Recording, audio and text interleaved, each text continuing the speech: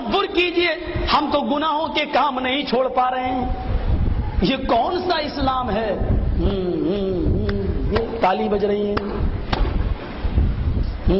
بلا لو مدینہ اور جہاں رہے گا، کون سا اسلام؟ تصور کیجئے یہ کوئی اسلام ہے؟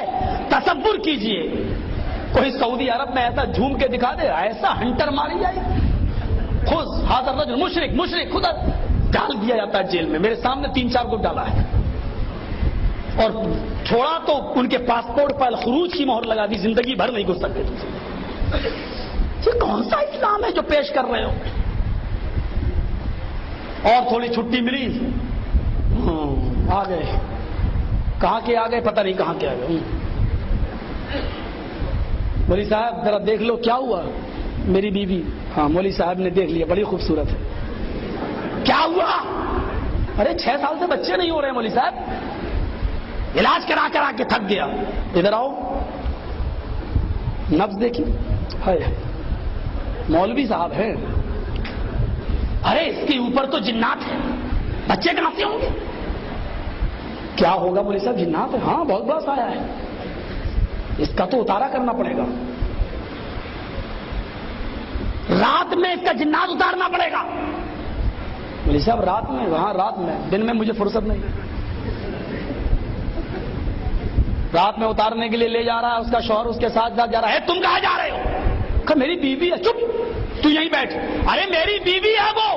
ارے اس کا جنات اتر کے تیرے اوپر چل جائے گا. ایک اور مصیبت، مولوی ہارنے والا نہیں ہے.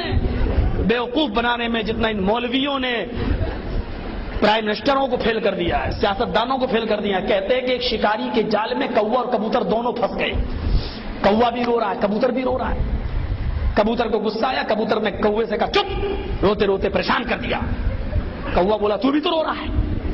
کبوتر بولا میں تو اس لیے رو رہا ہوں کیونکہ میں حلال ہوں، اور یہ شکاری جال میں سے نکالے گا اور کاٹ کے ہم کو کھائے گا، ہمیں تو کٹنا ہی کٹنا ہے، اس لیے میں رو رہا ہوں.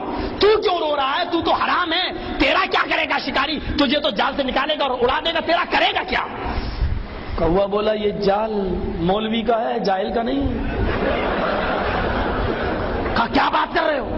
کہاں یہ جال مولوی کا ہے اور ہمیں ڈر لگ رہا، پتہ نہیں کب حلال کا فتویٰ دے کے مجھے بھی کاٹ کے نہ کھا جائے.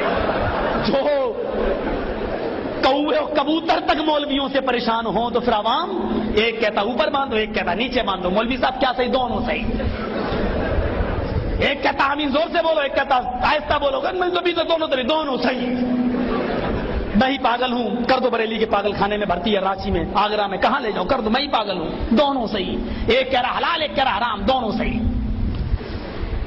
عجیب کیفیتیں پیدا کر دی ہیں، دین کو سمجھنا مشکل بنا دیا ہے. میرے پیارے ساتھیوں، آج ہم جائیں تو کہاں جائیں؟ ڈاکٹر امبیڈکر نے جب اسلام قبول کیا، قرآن حدیث پڑھی تو اسلام سمجھ میں آ گیا، کر لیا خوشی میں 20,000 لوگوں کے ساتھ. مہاتما گاندھی نے کہا مسلمان ہو گئے، بڑی خوشی کی بات ہے.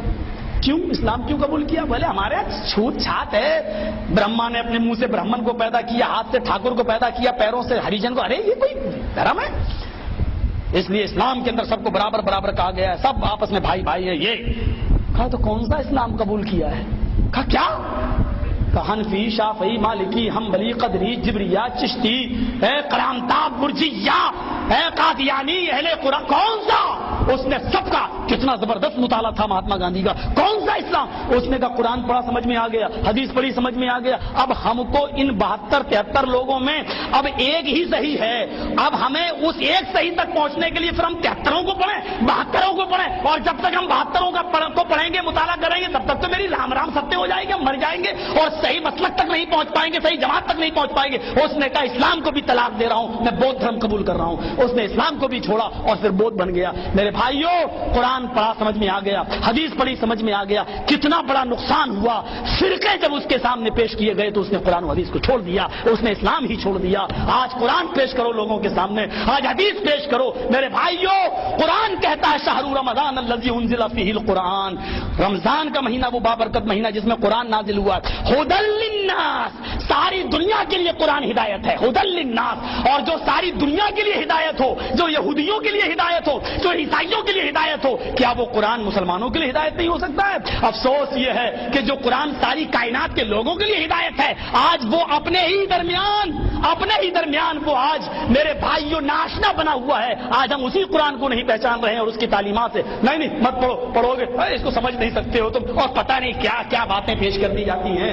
میرے بھائیوں قرآن پڑھو، وَلَقَدْ يَسَّرْنَا الْقُرْآنَ، ہم نے تو بہت آسان کر دیا اس قرآن کو تمہارے سمجھنے کے لیے، سمجھو اس